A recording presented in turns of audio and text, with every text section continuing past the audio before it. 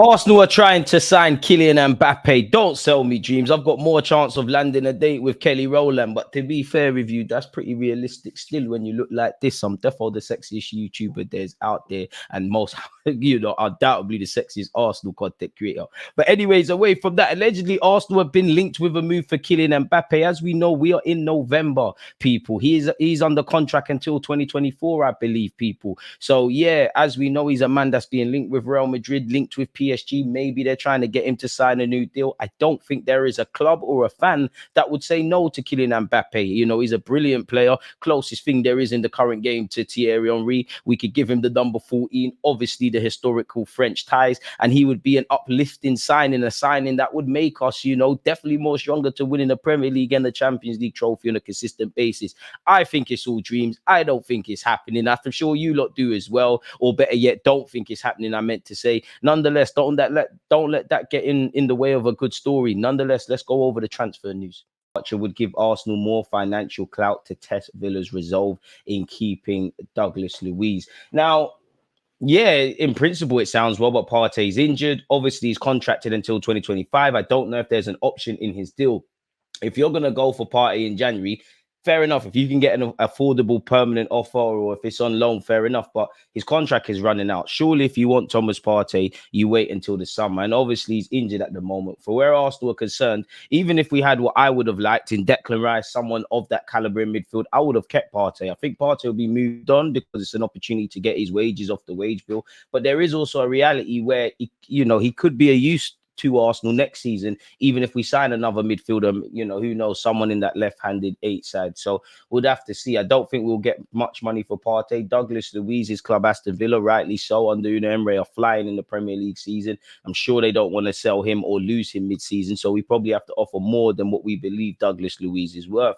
And as I keep saying, smash the like button. That's not what I'm saying. To be fair with you and brutally honest with you lot, if I'm Aston Villa, I'm saying you had 65, 70 odd million for Kai Havertz, bid that, and we could probably have a conversation. Do I think Douglas Luiz would listen to any potential proposal? Yes. Do I think there's a willingness from Arsenal to get a deal done? Yes, but I don't feel that's enough. You have to put the bread down, really and truly. So that's where Thomas Partey is concerned. Apparently, Arsenal and Man United have submitted inquiries for Gabriel Moscardo, who in the last 48 hours, 1 minute, he's a Chelsea player. Then Paris Saint-Germain are interested. And I think he had a good game last night from what I can remember seeing the highlights. I could be wrong. But allegedly, Arsenal and Man United have reportedly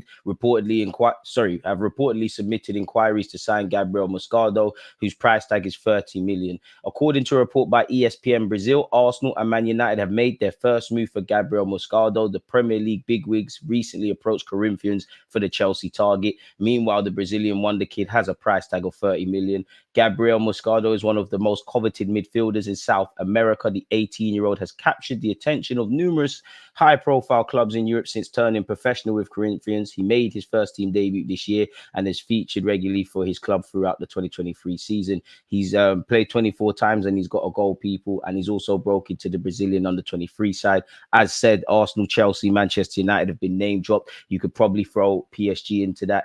Chelsea tried to buy him in the summer, so we'll have to see. Obviously, Edu is Brazilian. We're doing this kind of youngster thing at the club. From what I see of him, I like him a lot, really, and I think he could be a good long-term option for Arsenal Football Club. But do I see us spending 30 million on him in January? Probably need someone that's more ready-made, ready to make an impact for us in midfield right away. And I'm not saying he can't, but he'd be joining mid-season. He's going from Europe to playing in the Premier League. Obviously, you know what Arsenal are potentially fighting for. It's a lot to ask for an 18-year-old, if I'm completely honest with you. Osimhen is wishful thinking, in my opinion. Midfield is paramount. I feel like Arsenal need to keep doing what we're doing, and we have a high quality chance of winning the Prem. I don't know, man, because I think, we're a bit shy in terms of what we need. For me, I do believe we can give a good go of fighting for the league, and I do think we've improved defensively. Our game management's improving. But do we defend of a club that is of champions? I think we're beginning to do that, but we need to improve defensively. We need to be a bit more street smart as well. Like when teams are there to be killed, go and kill them. And we need to create a lot more. So I do think for us to win the league title, there's a lot that Mikel Arteta and the players have to do from a training point of view or on the coaching front.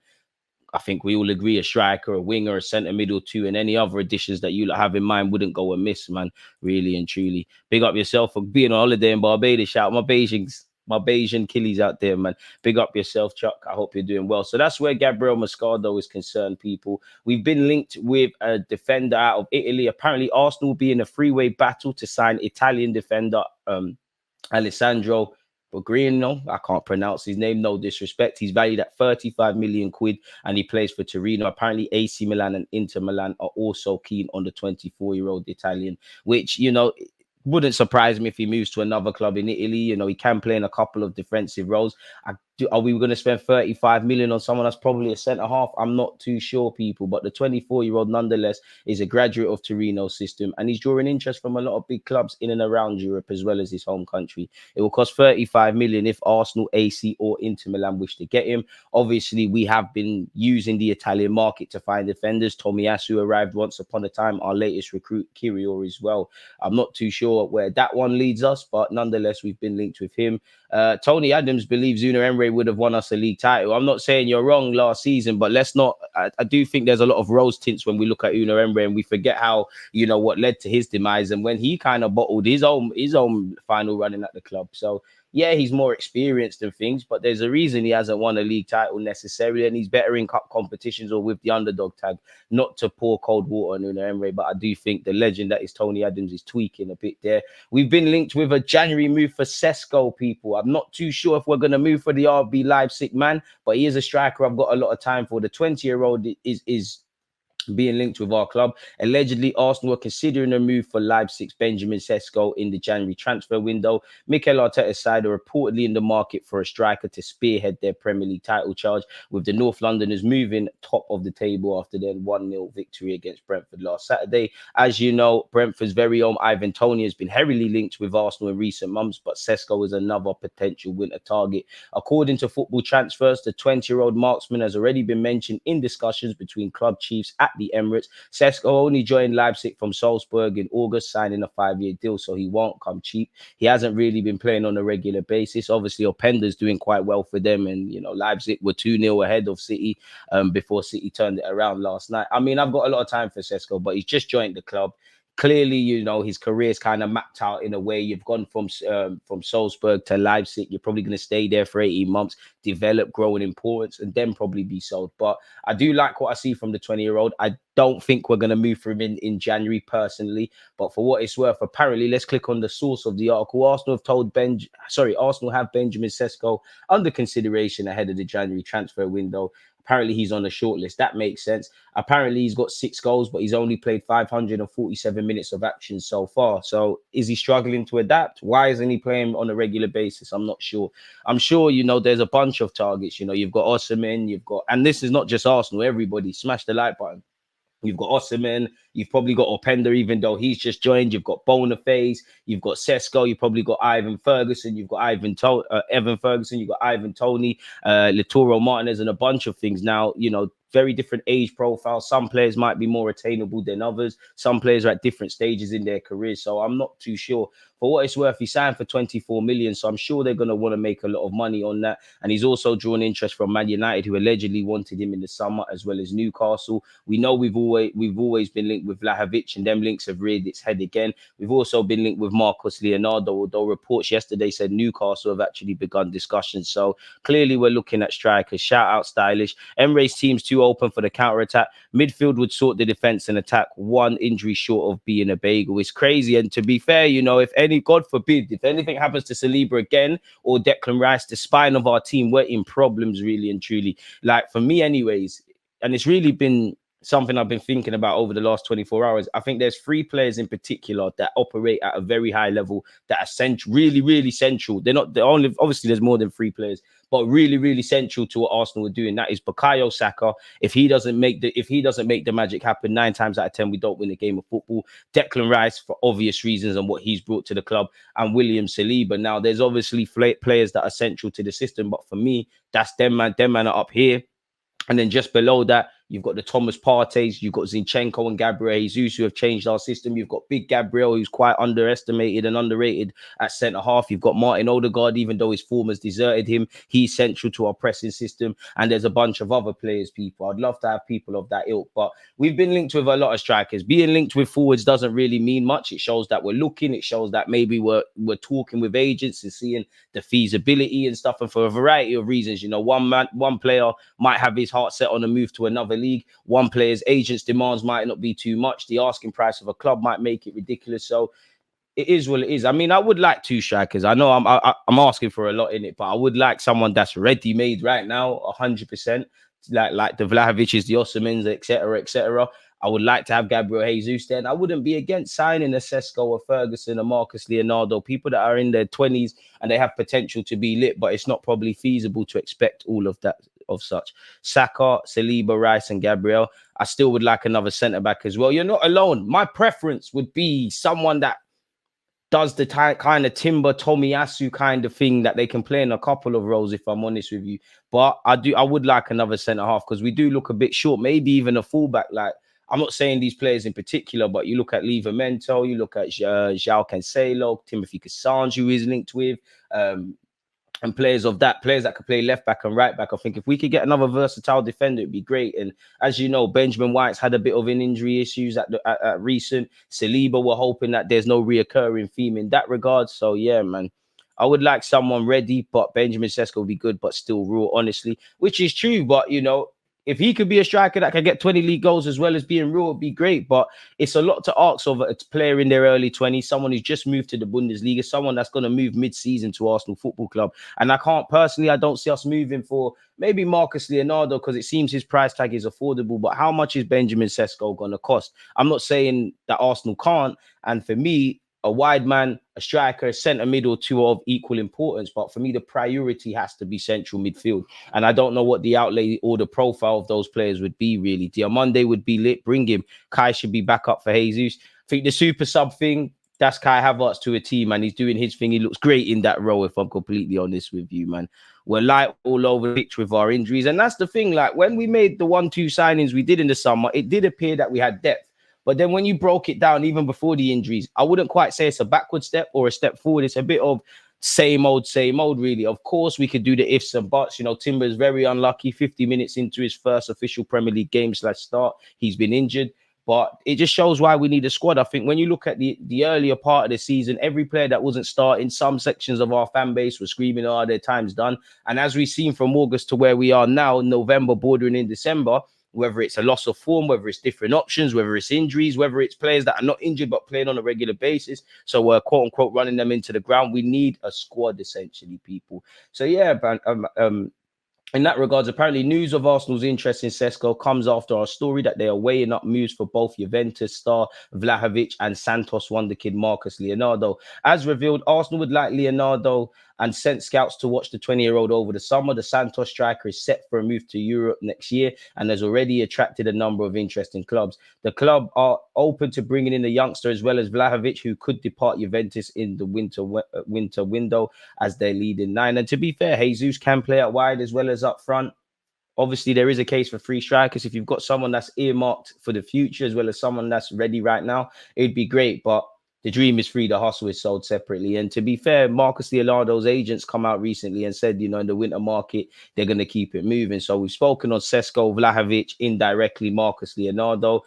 We've been keeping up the theme with strikers, people. It seems like a striker frenzy on this Wednesday morning. We've been linked once again with Santiago Jimenez, who scored an own goal recently. According to L'Equipe, Arsenal are interested in signing informed Feyenoord striker Santiago Jimenez. Now, again, you'd expect them to be on the shortlist. The Gunners have had a fine first half to the season and are currently top of the Premier League table as well as the Champions League group.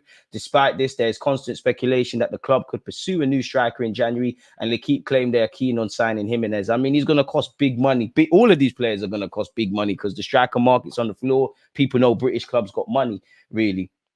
Apparently, Arsenal, Spurs, Inter Milan and Real Madrid have also been monitoring the 22-year-old's interest, folks.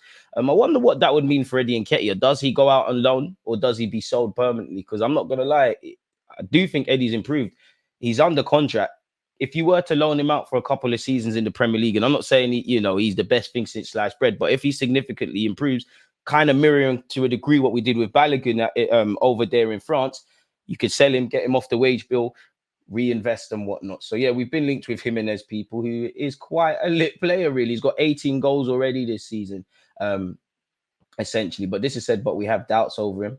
Okay, I hear that. We won't waffle about that. There you have that. We did speak about Jeremy Frimpong yesterday. Allegedly, he's got a £40 million release clause. Romano reveals June transfer is likely as Arteta scouts buy-in player available for 34 million. So 34 million pounds, 40 million euros probably makes sense. Arsenal, one of the clubs interested in signing Bayern Leverkusen defender Jeremy Frimpong at the end of the season, according to reports. I know he's played for Celtic as well as Manchester City, and he's a Dutch international. Forgive me if I'm wrong. Did he not come through City's academy? So it probably helps us with homegrown there as well, really.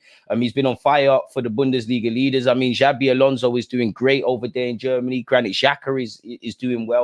And to be fair, Leverkusen's fullbacks are on fire. Gelmondo on the left-hand side, Jeremy Frimpong on the right. They're doing lit stuff, really and truly.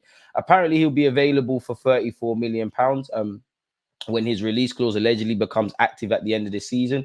According to Romano, the Gunners have scouted Frimpong in recent times and that a summer exit from Leverkusen feels likely.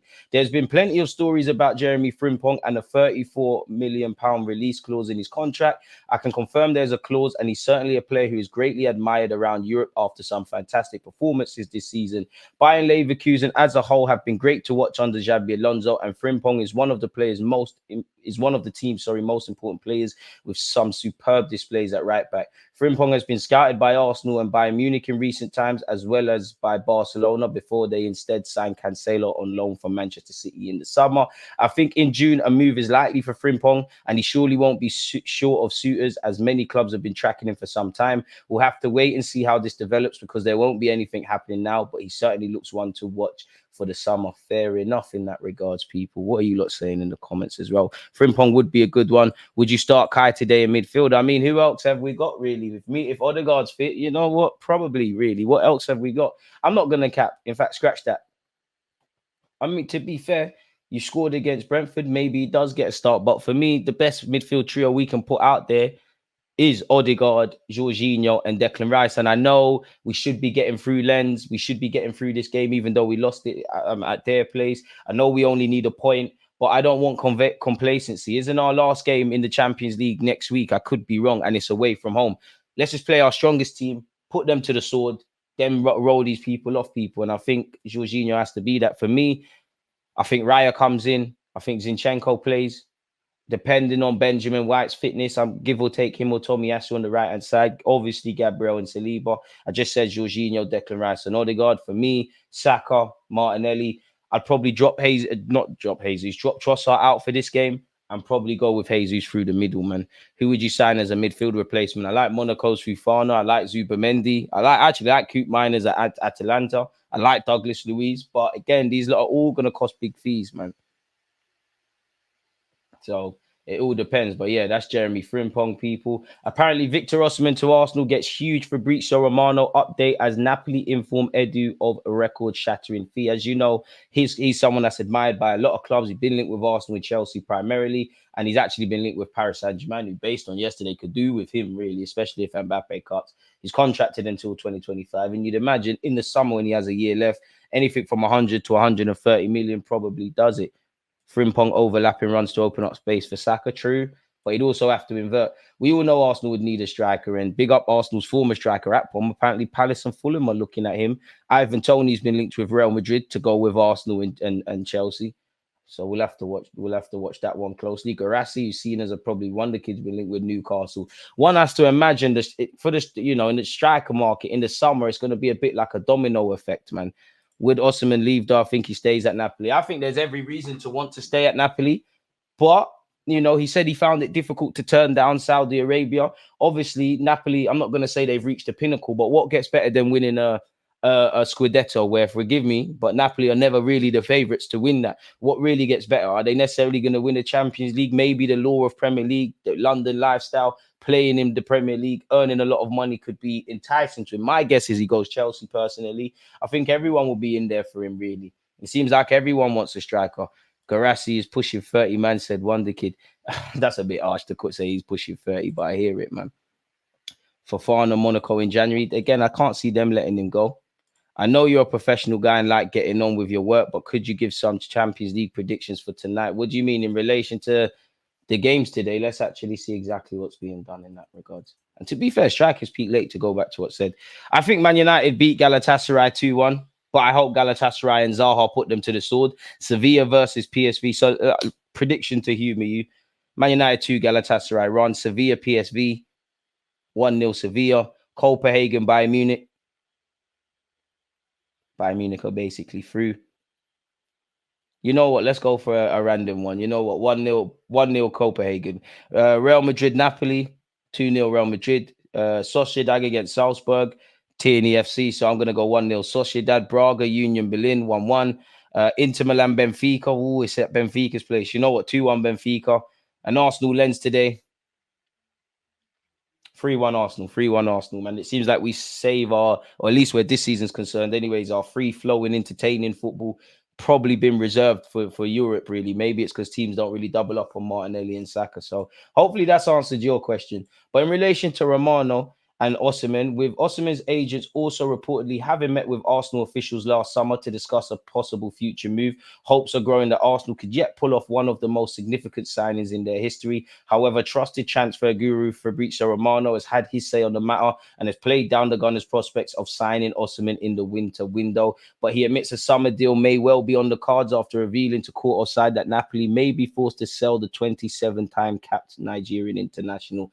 I'm aware there have been some reports linking Arsenal with Victor Osimhen, and this follows some outlets claiming the Napoli striker's agents held talks with the Gunners around a year ago. We know that Arsenal and Chelsea are both keeping an eye on strikers for 2024, so it's normal to see these links, but it's important to reiterate that it's very difficult to consider those linked for January because Napoli insist they don't want to sell him in the middle of the season. It'd have to be stupid money, which Chelsea probably have, and we don't. For the summer, anything can happen, but it isn't being decided now for sure. Any fee for Osimhen is likely to go through for an enormous fee, despite the fact his current deal is due to expire in 2024. Allegedly, this report has gone on to say Napoli have told suitors they would be seeking a fee of 150 million euros, which equates to 134 million pounds for the 24-year-old. We got to remember Napoli sourced these guys from everywhere, but you know, they spent a lot of money for Osimhen. Did they not buy him from Lille, where we hope agent Gabriel can get on the phone and maybe do something in that regards, people? The Gunners, however, are unlikely to be sole suitors for Osimhen, with Chelsea also determined to bring the striker to Stamford Bridge,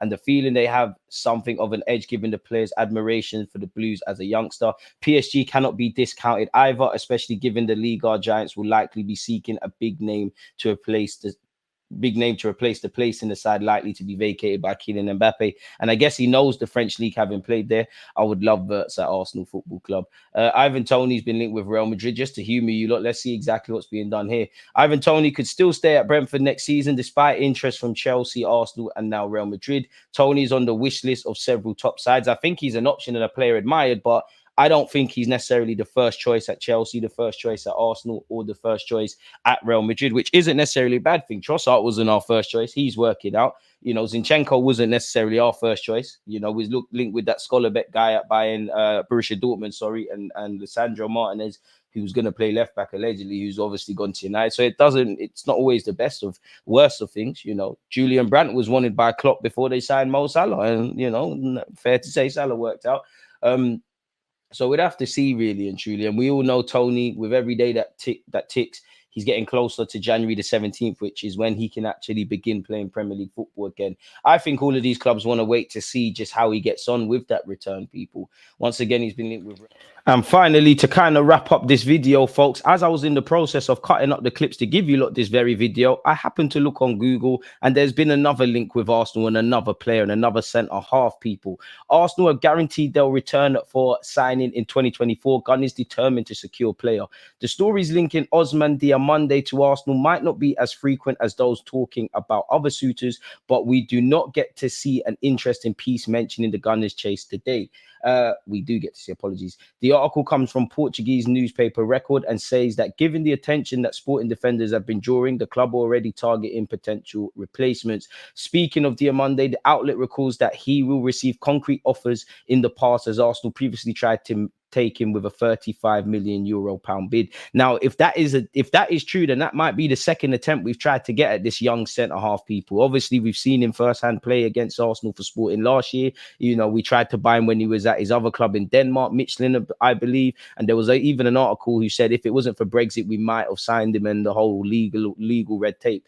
Now, as you would imagine, with a club like Sporting Lisbon, a big club in Portugal, one thing them and Benfica and those kind of clubs do well is they get players from all over the world, let them showcase their talents in that league and for their teams, and then sell them to, forgive me for sounding disingenuous, but the stronger European leagues, top five specifically. And obviously the Premier League have money. It's like if we're tourists going to Portugal, we're not going to pay the local price. So they'll make a handsome profit. And where Arsenal are concerned, I like him. He's a centre half. I do think he can play fullback from what I remember. He is on the young side, tying in with what we have as a club. And he would provide strength in depth. You know, on the face of it, we're well stocked defensively if Timber's back and everybody's fit. But I personally believe we could do with another centre half, really and truly. Not, you know, I know we've got Kyrgios and take nothing away from Gabriel and Saliba, but as you've seen, you can never have a big enough squad. We've been, you know, not struggling per se with injuries because we've been getting along with it and most importantly picking up results. But as you lot know, it's been hairy moments and you need a strong squad. And, you know, last season Saliba's injury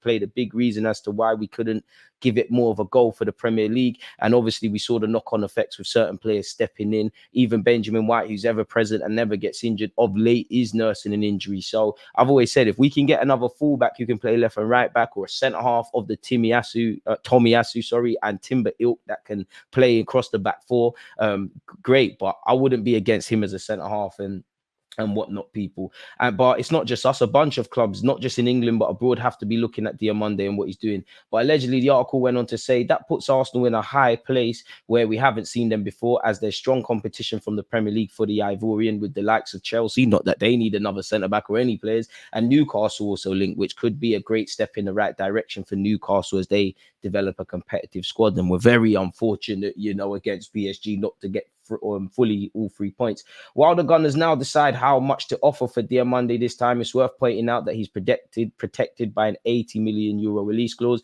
and Sporting aren't expected to sell him for much less than that, at least in the January transfer window. My guess, if we can find a defensive body and give us strength in depth, I think we will do it. But that probably means in the summer, this is when this could happen. It seems like, you know, realistically, if we are going to sign one position or move for one position, surely it has to be centre middle. The primary focus has to be given Arteta stronger options in the middle of the park. You know, where El Nene, Jorginho and Partey concerned, they all three of them throw up different talking points, injuries, and if they're good enough on a consistent basis, etc., etc. So we'll have to see. And again, as I said, I would love more strength in depth defensively. I think a winger and a forward wouldn't go amiss at Arsenal. And I think they're all of equal priority, people. But I just can't see us doing that in January, really. You know, imagine we signed, just on the basis we're linked with them, Ivan Toney, Pedro Neto, Diomande, and Douglas Luiz. They would make our squad stronger and make us a good team, and an even better team. And I don't think anyone would have any complaints. But where the summer's concerned, again, I am not a financial man. The Kroenkes are worth £1 billion or so they can inject funds. But you know, you'd imagine that would mean not too much is being done in the summer transfer window. Great if you could get some sales gone, etc., etc. But yeah, I just think we've really been linked with him because we've tried to buy him before. We clearly have an appreciation of him. We have on occasion been linked with another defender, and there was even rumours that Arsenal, if it could have been done, would have signed another defender to go with Timber in the summer. So we'll have to see, really. I do think we've got good defensive options, you know, and I'm not saying not to improve on it, but we've got numerous good options. I think in the final third, as I said, would love a winger or a striker. I think there's good options there, and you know, and things like that. But where you look at the position that Mikel Arteta and Edu used to play, midfield, I'm not saying it's bad. I love Odegaard. I definitely love what Declan Rice is bringing to the table. When Partey is fit, he gives us something. Jorginho, I think people weren't, obviously being an ex-Chelsea man, people aren't really going to give you a time, but I think he's proven he can play a role. He barely plays and has had some big injuries, but El Nene, I don't think you're a bad player. But I think we need a bit more, you know. For me, if it was up to me between January and the summer, arguably 2 to 3 midfielders, 3 ideally, definitely one in the summer and one this coming January, honestly, because I would love to have Declan Rice. another 6 if that's Partey, great for another year. If not, somebody else. But 2 6s and 2 8s, and we're great. And then, you know, if Declan Rice wants to develop into this 8 role with Fabio Vieira, Smith Rowe, Kai Havertz, Odegaard, if Arteta's got plans for them and they complicate plans in a positive way and show they can play in the 8, Smith Rowe as well. If I haven't made him clear, we'll never stop banging on about Smith Rowe. Great, but I just feel there's too many questions and not enough answers where midfield's concerned. And I hope we don't, you know, I hope there's no more injuries really and truly, but I'm not really convinced with the collective options. Individually, I don't think the players are bad players, but I'm sure you get the point. So yeah, by now you're coming to the end of this, people. I big up you lot for tuning in. Let me know your thoughts, comment, like, subscribe, and all of that good stuff. Peace. There's always that active and defenders. I think like